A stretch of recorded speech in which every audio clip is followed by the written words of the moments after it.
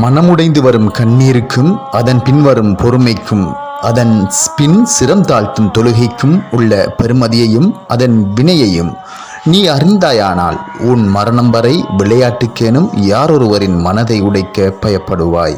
அநீதி இழைக்கப்பட்டவனிற்கும் இறைவனுக்கும் இடையில் எவ்வித திரைகளும் இல்லை என்பதை எடுத்துக்காட்டும் ஒரு நபிமொழி.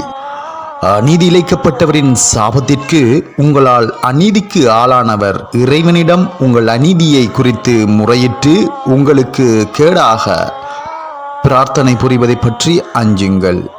ஏனெனில் அதற்கும் அல்லாஹுக்கும் இடையே எந்த திரையும் இல்லை என்று நபிகள் நாயகம் ஸல்லல்லாஹு அலைஹி வஸல்லம் அவர்கள் முஆத் ரலியல்லாஹு அன்ஹு அவர்கள் யமன் நாட்டுக்கு ஆளுநராக அனுப்பி வைத்த போது கூறினார்கள்.